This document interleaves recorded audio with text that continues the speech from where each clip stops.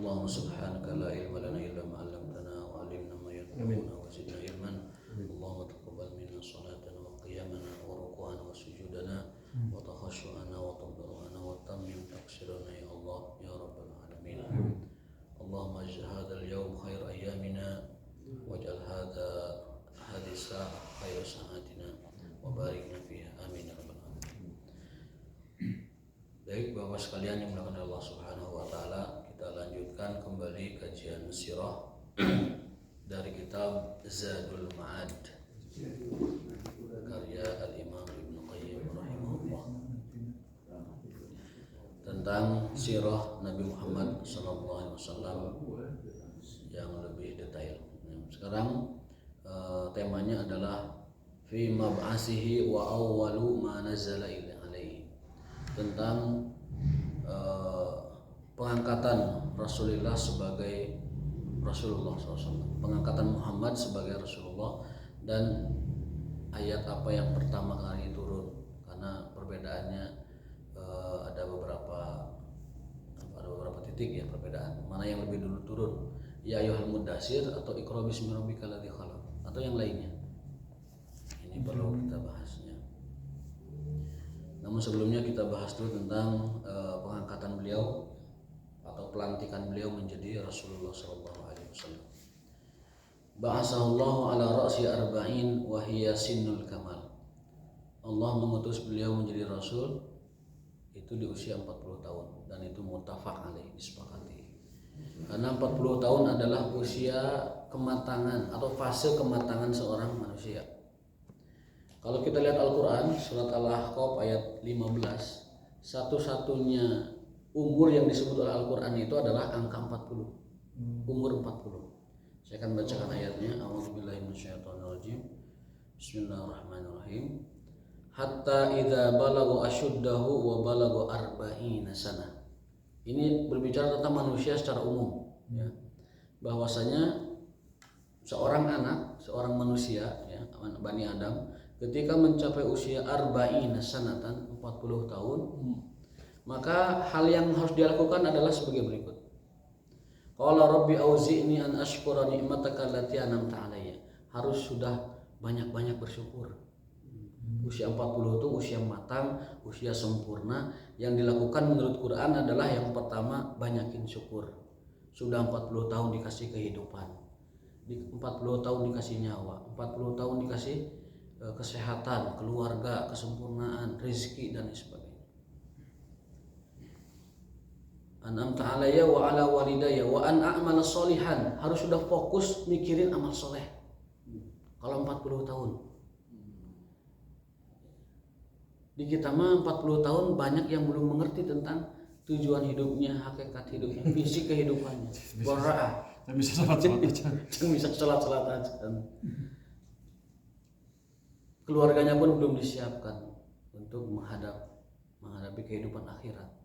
Belum memastikan istrinya menggunakan syar'i, belum memastikan anak perempuannya menggunakan syar'i, belum memastikan anak-anaknya untuk sholat tepat waktu ataupun sholat 5 waktu lah secara tepat. Jadi yang pertama, banyakin syukur. Yang kedua, pastikan amal soleh, tardahu, yang Allah ridhoi. Wa aslih li fi dzurriyyati, dan fokus memperbaiki keluarga. Fokus memperbaiki keluarga. Itu usia 40 harus ke sana. Berpikirnya harus fokusnya ke sana. Inni tubtu ilaika wa inni minal muslimin. Dan yang keempat atau kelima, fokus bertaubat kepada Allah. Dalam hadis sebutkan usia 40 itu usia yang harus tidak merasa aman dari Allah, bahasa hadisnya begitu. Usia 40 itu adalah usia seseorang yang harus tidak aman dari Allah. Dari Allah. Ya maksudnya rawan. Ya. Tidak boleh merasa aman dari Allah itu bukan Allah akan memberikan keburukan, bukan, tetapi merasa terus diawasi Allah gitu. Itu maksudnya. Usia 40 itu usia seorang muslim harus lebih merasa tidak aman terhadap Allah. Karena yang merasa aman terhadap Allah hanya orang kafir. Fala ya'manu minallahi illa al-kafirun. Yang merasa aman dari Allah itu hanya orang kafir. bukan merasa aman bersama Allah, bukan, tapi merasa aman dari Allah gitu. Saya mau diuji, saya mau dihisab, mau diazab, saya mau dihukum mahalah ke Allah, pokoknya merasa aman dari Allah. Maka dalam hadis usia 40 seorang muslim tidak boleh atau lebih fokus lagi untuk tidak merasa aman dari Allah Subhanahu wa taala. Bahasa Sunda mah ratos balik gitu. Tong teu balik. Balik di pak maneh idang nah. 40 gitu. Quran surat apa tuh? Al-Ahqaf ayat 15. Al-Ahqaf ayat 15. Itu depan ayatnya wasainal insana biwalidayhi ihsana. Tapi tadi saya langsung ke inti bahasan, yaitu hatta idza balagu asyuddahu wa balagu arba'ina sanah. Ayat 15 itu. Ayat 15 ya. Jadi satu, kalau kita sudah 40 tahun fokus terhadap syukur kepada Allah, yang kedua adalah fokus pada amal soleh, yang ketiga adalah perbaiki keluarga, yang keempat taubat kepada Allah Subhanahu wa taala. Kalau mau ditambahkan 5 silakan. Wa inni minal muslimin. Perbaiki keislaman kita sampai menuju atau berusaha menuju kafah, kesempurnaan Islam. Yang kafah hanya Rasul, tapi kita menuju ke sana. Menuju kafah. Udkhulu fis silmi kafah. Jangan sampai ada keraguan dalam Islam, masih ada debu-debu syubhat, keraguan dalam akidah kita, tauhid kita, sehingga kita menghadap Allah dengan hati yang bersih. Dalam ayatnya itu illa man atallaha biqalbin salim, yang selamat kepada Allah nanti di akhirat adalah yang datang dengan qalbun salim, dengan hati yang bersih dari kemusyrikan, bersih dari maksiat, bersih dari kesombongan, bersih dari adab atau akhlak-akhlak yang kurang terpuji. Mas. Itu Al-Ahqaf ayat 15. Itu bagus untuk tadabbur ya. Artinya apa? Berarti usia di atas 40 ya harusnya lebih fokus lagi gitu. Lebih fokus lagi. Saya sendiri sekarang sudah 41. Sudah tidak pas lagi untuk seperti anak muda gitu. Sudah lewat waktunya gitu. Sudah harus fokus dengan banyak. Oh ya, yang berjiwa muda. Lurus tunjuk.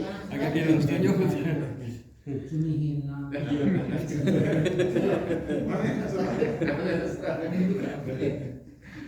Saya pernah dijelaskan oleh guru saya begini, yang tua itu badan, tapi ruh kita nggak tua.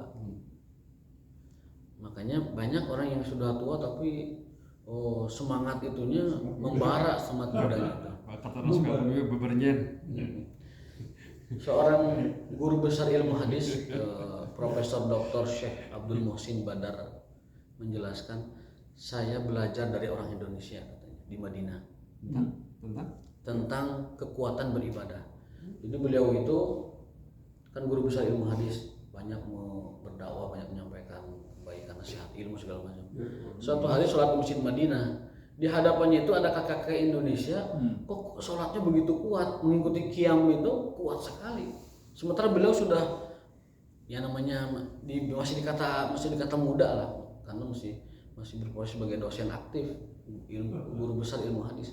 Melihat orang Indonesia kakek-kakek kakinya itu sudah uzur, tapi qiyamnya begitu kuat, sholatnya begitu kuat. Akhirnya dia merenung, mempelajari, dan mengatakan bahwa meskipun kakek ini sudah tua, tapi semangat dan girohnya itu anak muda. Makanya ada pepatah yang mengatakan bahwa in kanatin nufusu kibara ta'ibat fitibaiha al-ajsam. Jika hati kita itu muda, kuat, maka fisik kita kaseseret akan ikut. Ganti ki hati lagi. Jadi kalau jiwa kita muda, semangat kita muda, giroh kita muda, maka badan kita itu akan kaseseret mengikuti, kebawakan kepada keinginan itu. Ingka natin nufusu kibara ta'ibat fitibaiha ajsam. Jika hati kita kuat, jika niat kita kuat, jika maksud kita kuat, maka fisik raga kita akan terseret-seret ke bawah ku semangat eta. Salah satu cara menjaga ruh tetap muda. Menjaga ruh tetap muda. Jadi fisik boleh menua, badan boleh menjadi lemah, tetapi ruh kita kan muda terus. Ruh kita muda terus, tidak ada ruh aki-aki, tapi fisik betul aki-aki. Tapi ruh kita muda terus. Tapi ketika fisiknya udah lemah, jadi nyambung jeung ruh. Nah, ketika fisik lemah, ruhnya masih muda tidak nyambung. Karena fisik sudah tidak mampu menahan beban usia. Ya, manusia. Tapi kan ruhnya masih muda. Dalam bahasa tasawuf kan terpenjara katanya, ruh itu terpenjara oleh fisik katanya. Maka ketika dia kematian itu sebenarnya ruh menjadi lepas bebas dari kembali ke alamnya kan. Kembali ke habitatnya asli. Jadi tadi apa? Ingkana til nufusu kibar kabir ya. Jika hati kita besar, kuat, maka fisik akan mengikuti keinginan hati tersebut. Makanya tidak heran banyak orang yang sudah tua tapi semangat dan girohnya itu luar biasa. Termasuk dalam hal tadi kata Pak Haji, menambah ya. Urusan tambah menambah gitu. Qila walaha tub'asur rusul. Dikatakan bahwa rata-rata setiap nabi itu dilantik atau diangkat jadi rasul di usia 40 tahun. Karena itu usia kesempurnaan manusia. Bahasa Inggrisnya life begin at 40. Kehidupan dimulai di 40 tahun kata orang sananya. Wa amma ma yudhkar anil masihi annahu rufi'a ila as-sama'i wa lahu thalathatu sana. Adapun riwayat yang mengatakan bahwa Nabi Isa diangkat ke langit 33 tahun usianya, fa hadza yu'rab lahu athar muttasil. La yu'rab lahu asar muttasil. Tidak ada riwayat yang tegas tentang itu. Jadi ada yang mengatakan Nabi Isa khusus itu tidak seperti Nabi lain 40 tahun tapi beliau lebih muda diangkat. Lebih muda. Meninggalnya 30. Ya, kata Ibnu Qayyim tidak ada riwayat yang tegas menyatakan itu. Berarti bisa jadi ada riwayat lain Nabi Isa pun di kisaran 40 tahun diangkat rasulnya dan diangkat ke langitnya mungkin sekitar 40 lebih setelah masa nubuwahnya itu, masa kenabiannya itu. Wa awwalu ma budi'a bihi Rasulullah min amri nubuwati ar-ru'ya. Dan ini pernah kita bahas dalam Sahih Bukhari bahwa awal-awal yang turun wahyu kepada Rasul itu lewat mimpi.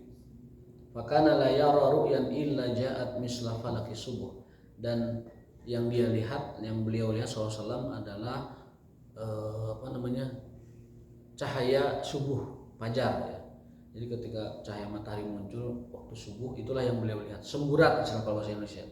Semburat cahaya pagi itu yang beliau lihat ketika turun wahyu pertama. Qila wa kana dzalika 6 asyhur dan itu lamanya 6 bulan. Wahyu dengan cara seperti itu tuh 6 bulan. Wa muddatun nubuwah 23 sana. Adapun fase kenabian itu adalah 23 tahun. Ini disepakati berarti ya, 23 tahun.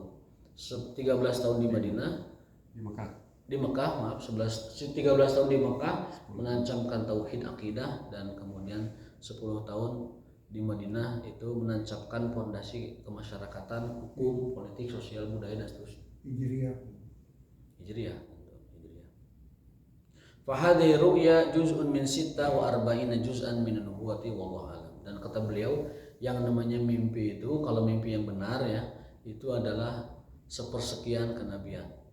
Ya, dalam hadis 1/70, dalam hadis lain itu 46. 1/46 kenabian. Artinya mimpi itu bisa jadi pengkabaran dari Allah tentang sebuah rahasia. Hanya saja beberapa orang yang dapat memahami arti dari takwil tafsir mimpi kita. Orang beriman yang Allah berikan firasat, basirah, diberikan mata hati, diberikan ilham atau intuisi untuk memahami mimpi seseorang itu bisa. Di kalangan tabi'in ada seorang tabi'in bernama Muhammad bin Sirin, itu ulama besar, gurunya para tabi'in yang lain. Beliau adalah satu-satunya yang dikabarkan menulis ya buku tentang tafsir mimpi. Yang lain bisa mentafsir mimpi, tetapi yang dicatat atau tercatat dalam sejarah yaitu beliau. Yang tercatat dalam sejarah yaitu karyanya Ibnu Sirin tentang ta'birul ahlam, tafsir mimpi. Nabi Yusuf Nabi Yusuf sudah pasti karena itu Allah yang menegaskan wa 'allamnahu ta'wil, dan kami ajarkan Yusuf takwil. Dan takwilnya itu 100% akurat kalau Nabi Yusuf, karena wahyu ya, karena wahyu 100% akurat. Dan di Quran sudah diceritakan ya tentang mimpi-mimpi beliau. Dengan mimpi itu pula lah Nabi Yusuf diundang ke istana kan. Nabi Yusuf diundang ke istana, diminta mentafsir mimpi karena sebelumnya tafsir mimpinya beliau itu akurat. Yang pertama adalah tentang seseorang yang yaksir khamra, memeras anggur. Yang satu lagi tentang takulu toiru min ra'si, tentang orang bawa roti lalu ada burung gagak macokan roti eta. Ditafsir oleh beliau yang pertama, orang yang memeras anggur itu kata Nabi Yusuf, kamu nanti akan bekerja di istana raja sebagai pemberi minum sang raja. Dan itu kejadian 3 hari setelah itu. Lalu orang yang mimpi manggul roti dipacokkan ku manuk gagak, kata Yusuf, kamu harus sabar dan jangan putus asa. Ya kamu akan digantung di lapang sana, di lapang yang mau nasal gitu, di lapang gitu, di lapang eksekusi. Ternyata dihukum mati setelah itu 3 tahun, beberapa masa setelah itu. Nah, karena kejadian itu maka ada yang melaporkan kepada raja bahwa di penjara ada seorang pemuda, dia akurat sekali menafsirkan mimpi. Akhirnya raja mengundang dia, coba suruh ke sini, muliakan dia, suruh ke sini. Saya punya mimpi ini, sudah berhari-hari, sudah 3 kali mimpi sama mimpinya. Ya. 7 gandum kering melahap 7 gandum basah, 7 sapi kering memakan 7 sapi gemuk. Ya. Itu kan rajanya Firaun juga itu. Namanya itu ini Akhnatun kalau bahasa tarikhnya itu. Termasuk Firaun, tapi Firaun keberapa gitu? Firaun 2 atau Firaun atau Firaun berapa gitu, itu Raja Mesir ya. Karena Raja Mesir kan urutannya kan Firaun, tapi Firaun 1, 2, 3-nya itu. Nah, Al-Quran tidak menyebut dia Firaun keberapa atau namanya siapa, tetapi Malikum Misr ataupun Azizu Misr ya, penguasa Mesir. Nah, setelah itu Nabi Yusuf diundang ke istana dengan sebuah syarat, saya akan menafsirkan mimpi Anda dengan syarat kembalikan nama baik saya yang 30 tahun lalu saya difitnah. Jadi Nabi Yusuf itu penjaranya itu lama, 30 tahunan. Difitnah oleh seorang wanita, permaisuri raja, Azizu Misr. Total Nabi Yusuf berpisah dengan Nabi Ayub itu adalah 36 tahun. Makanya Nabi Yakub saking sedihnya teringat Yusuf terus, wabiyaddat ainah, matanya itu sampai putih, nangis terus ingin ketemu berjumpa dengan Yusuf. Putih itu artinya buta ya. Buta. Jadi tinggal putihnya aja gitu. Buta. Wabiyaddat ainah. Tapi itulah hikmah dan takdir Allah, Allah mentakdirkan untuk mereka tidak bertemu selama itu sebagai ujian keimanan, sebagai ujian dari Allah Subhanahu wa taala. Tapi Nabi Yakub punya keyakinan Yusuf masih hidup. Yusuf masih hidup. Sampai kalau ada berita dari kafilah dagang datang itu selalu mencium inilah ajidu riha Yusuf. Saya mencium aroma anak saya. Saya mencium aroma tubuh anak saya. Inilah ajidu riha Yusuf. Itu seorang ayah. Jadi meskipun si Yahuza ngasih tahu, Yusuf mah udah nggak ada. Si Lawi ngasih tahu, Pak, terus dah ayah Pak, wayahna ikhlas ke. Si Robin ngasih tahu, bapaknya nggak. Yusuf masih ada. Inilah ajidu riha Yusuf. Coba cari beritanya ke kota sana cari tahu, coba cari tahu sana cari tahu, sekerahkan orang nyari dia, nggak ketemu. Tapi Nabi tetap yakin bahwa Yusuf masih hidup. Itu jaraknya jauh ya? Jauh, itu Beliau Kanaan. sendiri di mana? Palestina? Kanaan itu Palestina, Yerusalem. Oh, sedangkan Sementara Yusuf sedang ada di Kairo, di Mesir sana. Di apa namanya, di Mesir lah. Kairo kan kota baru ya, kayak Mesir aja gitu. Itu beliau meyakini Yusuf masih ada.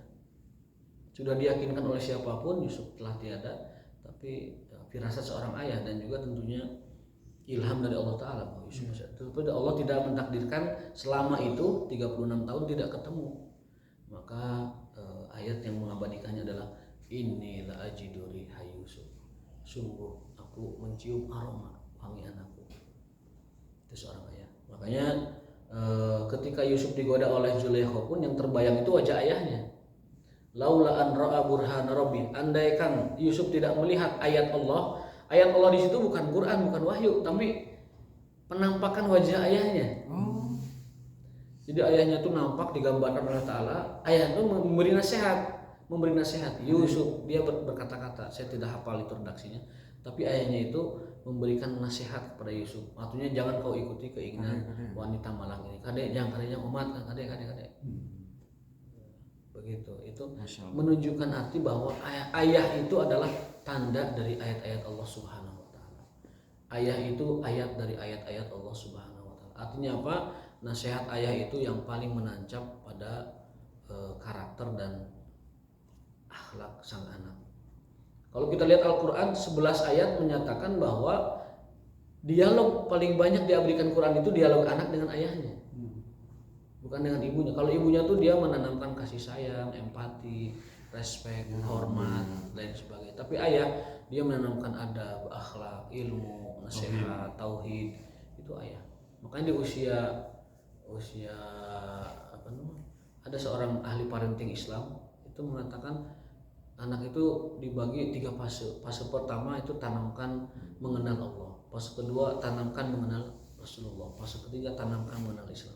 Jadi ketika dia usia itu balik, sudah dasar Islam itu sudah mereka dapatkan.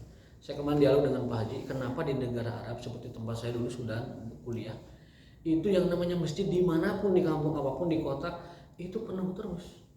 Di sholat biasa, bukan sholat seperti Jumat, bukan seperti, penuh terus. Dan kalau kita datang agak terlambat itu pasti di belakang.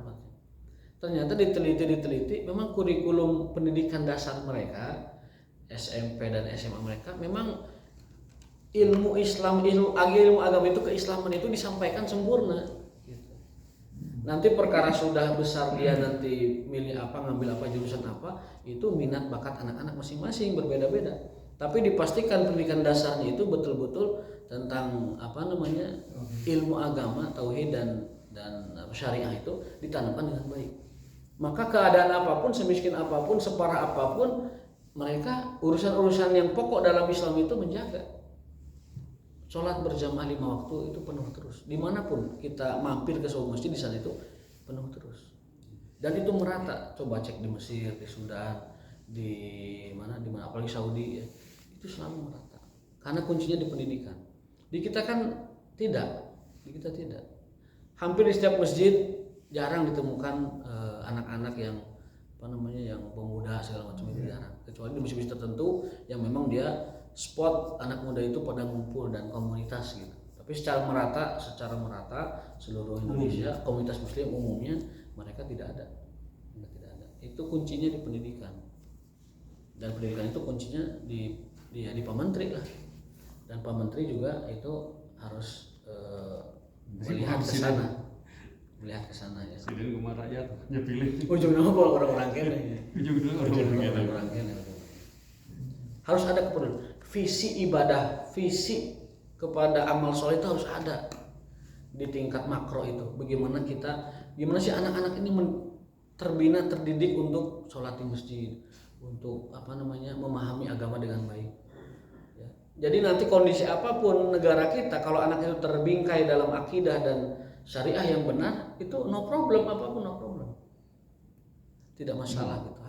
Hanya masalah urusan teknis keduniaan saja kalau sudah dibekali dasar-dasar itu. Kan kita mah sekarang sampai usia berapa masih mikir gimana mendasari anak kita gitu. Jadi orang tua inisiatif, sekolahkan ke sekolah terbaik, kemudian diajarkan ilmu agama tambahan dan lain sebagainya. Harusnya itu skalanya makro biar ada perubahan yang fundamental dalam karakter, akhlak dan moralitas anak bangsa begitu. Baik, summa akramahullahu taala binubuwati faja'al malaku. Nah, lalu setelah itu Allah muliakan Muhammad SAW dengan nubuah. Nubuah itu bahasa Islam, tapi dipakai oleh istilah lain nubuat. Nubuat padahal lebih baik di bahasa Arab itu. Nabi, nubuah, masdarnya nubuah. Artinya kenabian. Kenabian. Ya, nabaun, berita. Nubuah itu kenabian. Orangnya namanya nabi. Madi modernnya apa? Naba ayan bau. Nabayan. Ya. Nubuatan. Ya, nabi ayan bau nubuatan. Jadi bahasa Quran itu nubuah itu, tapi dipakai oleh orang lain nubuat ya. Nubuat. Faja'ahul malaku wa huwa bi ghari Hira. Lalu datanglah Jibril, malaikat ya di Gua Hira. Wa kana yuhibbul khulwah, karena beliau memang sebelumnya gemar menyendiri. Menyendirinya menyendiri seperti manusia biasa. Naik ke atas, bekalnya habis turun. Bukan menyendiri mutih 40 hari tanpa makan, tanpa minum, atau minum hanya air putih saja. Bukan, itu mah tapa, itu mah mati geni. Nabi mah bukan tapa, bukan mati geni, menyendiri biasa gitu. Healing bahasa orang mah. Cik si pulan nu gondrong mah tetep apa aja kan. Bukan tapa. Ke atas, habis bekalnya turun lagi, bawa bekal lagi gitu aja terus. Jadi Bisa seperti lihat kita. keadaan umat, bisa keadaan masyarakat waktu itu ya. Iya, semacam melihat tradisi atau kebiasaan Arab jahiliyah itu, kok nyembah berhala, nyembah asnam, nyembah segala macam. Nah, itu membuat beliau risau. Harus ada perbaikan di masyarakat. Akhirnya beliau menyendiri.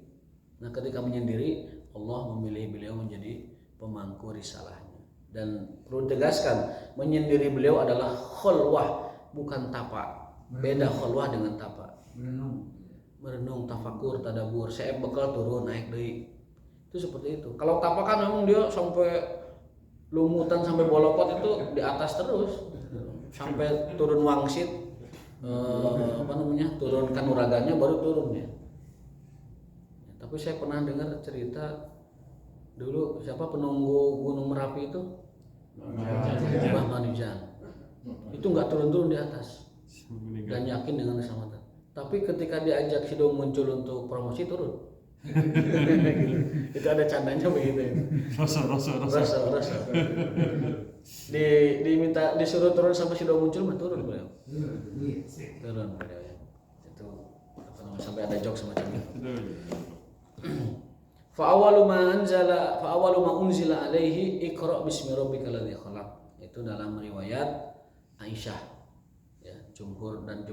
Jadi riwayat Aisyah, ayat pertama turun itu adalah Iqra bismi rabbikal ladzi khalaq. Biar tahu yang mengatakan awal turun itu surat Alaq adalah Aisyah, riwayat Aisyah. Adapun riwayat Jabir bin Abdullah, sahabat Nabi juga, awwalu ma unzila alaihi ya ayyuhal muddatsir, yaitu surat Al-Muddatsir. Itu ada dua riwayat ya. Muddatsir, ya ayyuhal muddatsir. Wasahih qaulu Aisyah, dan yang paling sahih dari segala aspek periwayatan dan urutan kata Ibnu Qayyim adalah yang riwayat Aisyah, yaitu Al-Alaq, Iqra bismi rabbikal ladzi khalaq. Kenapa? Karena hadis yang mendukungnya, ada hadis yang mendukungnya, yakni riwayat Bukhari. Perkataan beliau ma'ana bi qari. Ma'ana bi qari lebih tepatnya adalah perintah Iqra, korelasinya. Kalau perintahnya ya ayyuhal muddatsir, tidak mungkin jawabannya ma'ana bi qari. Tidak match. Tidak nyambung. Masa wahai orang yang berselimut, tiba-tiba jawabannya saya tidak bisa baca. Nah, tidak nyambung. Maka kata Ibnu Qayyim yang pas dan sahih, bahkan itu dikuatkan oleh jumhur, riwayat Aisyah bahwa Iqra bismi rabbikal ladzi khalaq itulah yang awal pertama kali turun. Karena hadis sahih setelah itu menyatakan ma'ana bi qari. Iqra, maka dia jawab ma'ana bi qari. Itu pendalilan Ibnu Qayyim tentang mana yang paling sahih dari dua riwayat tersebut. Lalu beliau memberikan semacam jalan keluarnya, bahwa ya ayyuhal muddatsir itu turun kedua setelah Iqra bismi rabbikal ladzi khalaq. Naam. Anna hadis Jabir wa qawluhu awwalu ma unzila minal Qur'an ya al-muddatsir qaulu Jabir wa Aisyah akhbarat an khabarihi sallallahu an nafsihi bidzalik. Disebutkan bahwa setelah diterangkan bahwa Aisyah meriwayatkan itu, maka Jabir pun akhirnya ya menerima apa yang diriwayatkan oleh Aisyah radhiyallahu taala. anna hadis Jabir alladhi ihtajja bihi sharih fihi aw fi annahu qad taqaddama nuzulul malak alaihi awalan qabla nuzuli ya ayyuhal muddatsir. Adapun yang mudatsir itu perintah berdakwah kepada kaumnya setelah itu ya. Kita lihat tartibud dakwah, ini penting, ilmu dakwah. Kita harus mengerti fikih dakwah. Keluarga dekat dulu. Tartibud dakwah walaha maratib, ada beberapa maratib. Maratib itu urutan. Tartib. Al martabah al ula, urutan pertama itu fase dakwah Nabi ya, satu nubuah. Fase nubuah dulu, fase pengangkatan beliau sebagai rasul. Tugas, diberi semacam tongkat komando, ini tugasmu gitu. Menyampaikan dakwah. Tidak semua yang mendapat wahyu disuruh berdakwah. Jumlah Nabi berapa ya dalam Sahih Muslim? 141.000 orang. Jumlah Rasul juga banyak. Tetapi yang diperintahkan berdakwah itu adalah hanya para Rasul, berkewajiban menyampaikan dakwah. Adapun para Nabi ada yang tidak punya pengikut karena memang tidak menyampaikan dakwahnya, cukup untuk dirinya saja. Ada Nabi seperti itu. Dan nanti kelak di akhirat ada Nabi yang tidak bawa pengikut, sendirian saja. Adapun Nabi Muhammad, dia adalah orang yang paling banyak pengikutnya sepanjang masa. Jadi fase pertama adalah fase nubuah, kenabian. Fase yang kedua adalah indar ashiratihil aqrabin, memperingatkan keluarga terdekat, aqrabin, al-aqrab paling dekat dulu. Qarib. Itu urutannya begitu, jangan langsung ke yang jauh dulu. Yang ketiga indar qaumihi, baru setelah keluarganya kaumnya dulu.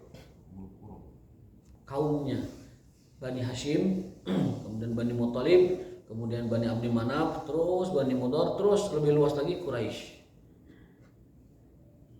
Baru kalau Quraisy tidak nerima ke yang lain, Madinah menyambut ya kan.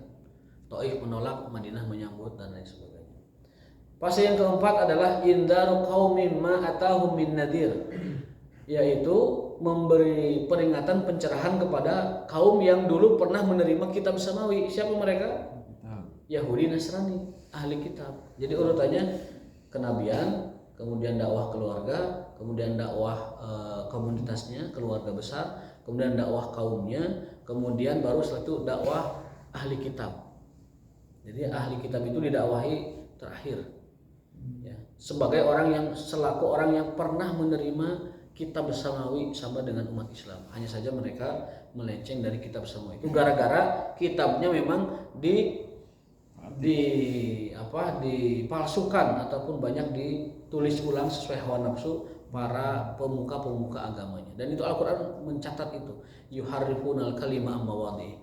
Ahli kitab itu Yahudi Nasrani, yuharrifunal kalima ammawadhi, telah merubah isi kitab mereka an mawadhi dari tempat-tempatnya. Dirubah, ditambah, dikurangi, dimasukkan dan lain sebagainya oleh pemuka-pemuka agamanya. Itulah yang tidak terjadi dengan Islam hebatnya. Karena dulu para pemuka agama itu selain mereka menyebarkan dan mempertahankan agama mereka, mereka juga orang-orang yang berbisnis di umatnya. Jadi ayat-ayat yang mendukung bisnisnya dibuat.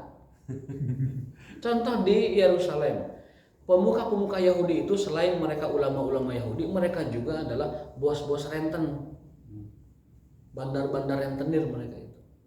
Punya uang banyak, modal, dipinjam-pinjamkan ke umatnya. Umatnya tuh bayar lebih. Yang Tempo bayar lebih, yang ini bayar lebih. Nah, penghasilan terbesar pemuka Yahudi itu adalah riba. Nah, mereka butuh ayat untuk melegitimasi riba mereka. Sehingga itulah dibuatkan ayat yang membolehkan riba. Ayat yang membolehkan kelakuan-kelakuan mereka. Dan alhamdulillah itu tidak terjadi pada Islam. Orang-orang sahabat, tabi'in, tabi'in sudah jamin oleh Rasulullah sebagai generasi terbaik yang amanah. Maka satu huruf pun dimasukkan ke Quran, disikat orang itu udah nggak ada celah, nggak ada ampun. Satu huruf dimasukkan, satu kata dimasukkan, ketahuan. Yang kemarin saja itu konteks lainnya, menuliskan surat Al-Kahfi yang harusnya wa inna laja'iluna ma'alaiha sa'idan juruza. Laja'ilun diganti, bukan diganti, mungkin kelalaian. Lajahilun. Kurang apa? Ainnya diganti dengan ha. Laja'ilun kami menjadikan. Lajahilun kami bodoh. Coba bodoh dengan menjadikan kan jauh banget. Tapi setelah dikonfirmasi Salah. itu salah cetak dan ditarik kembali, mohon maaf kepada umat Islam.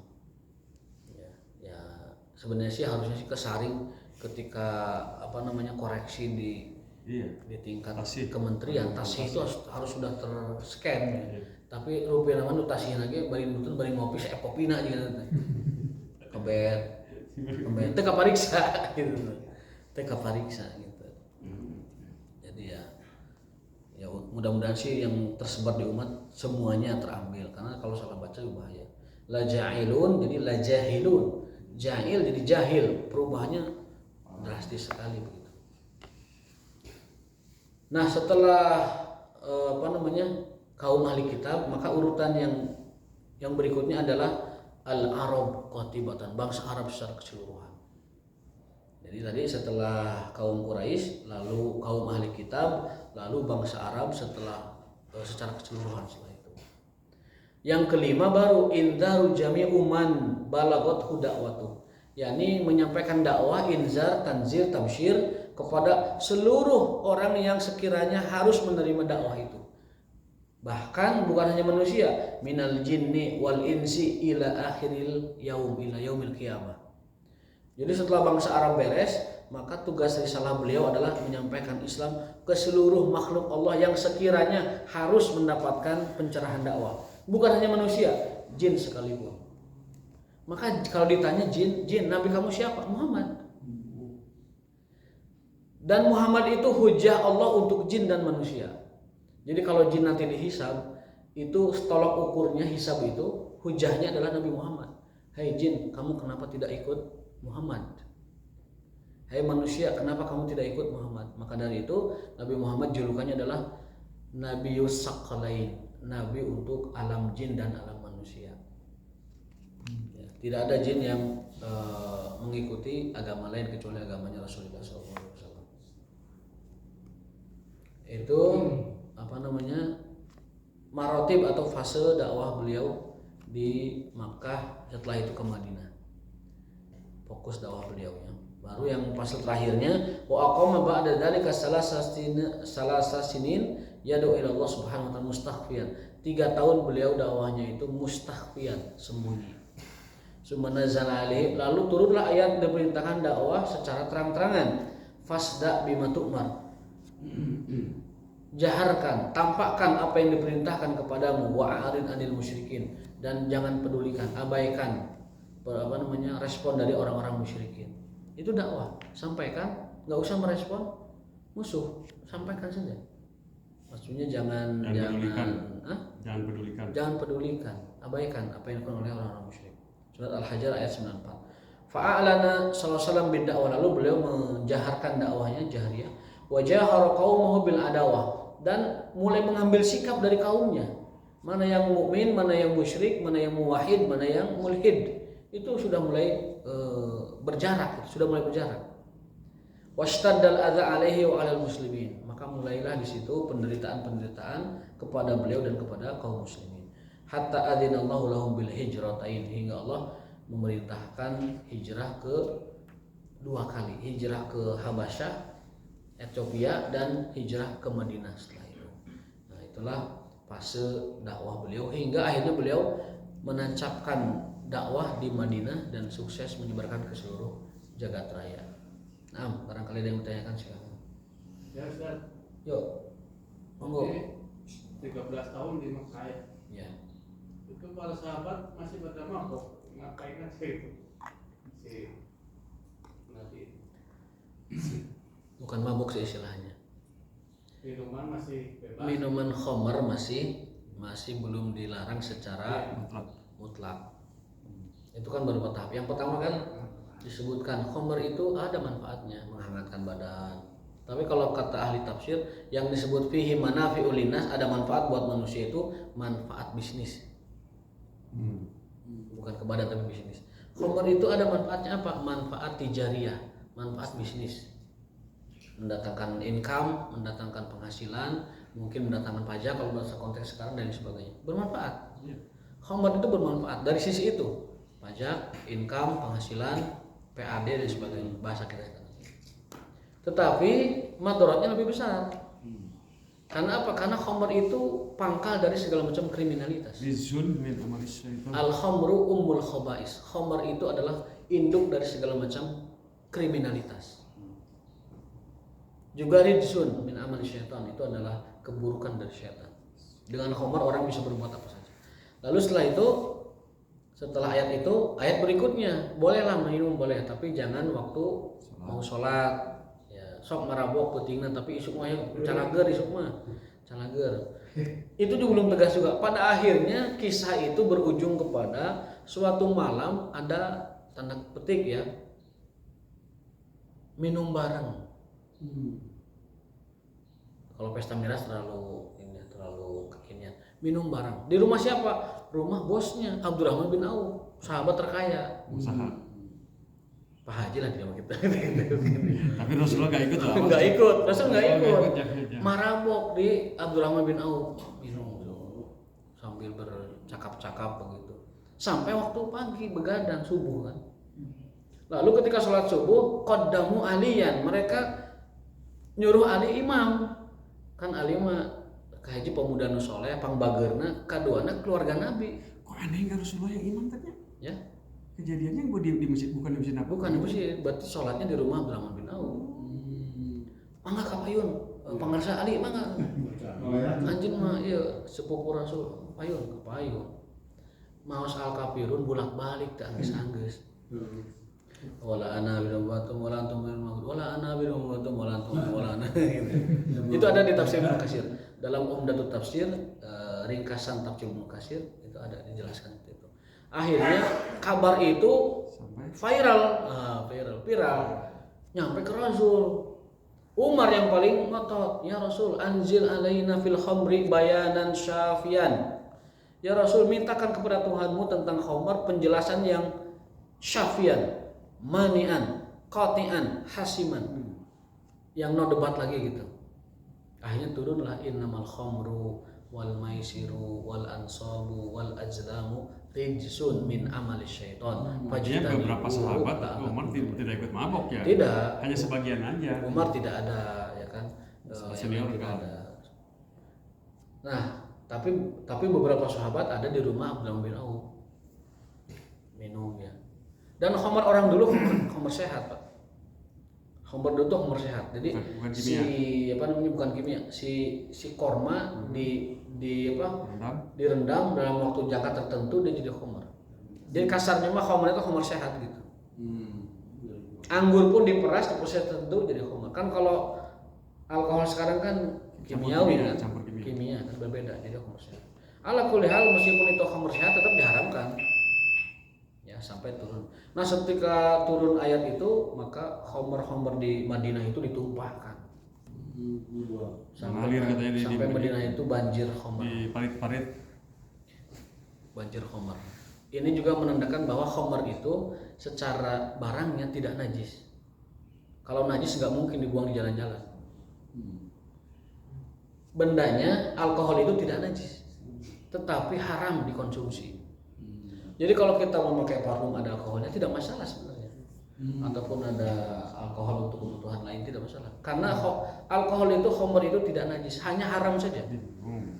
Hanya diharamkan. Tapi kalau lebih hati-hati ya lebih baik sih cari parfumnya yang tidak ada alkoholnya. Lebih hati-hati demi kehati-hatian. Tapi kalau ditanya hukumnya apakah alkohol itu najis, tidak najis. Coba lihat di Sahih Fikih Sunnah itu menjelaskan Aku udah jelaskan. bahwa khamr itu tidak najis. Hanya saja haram dikonsumsi.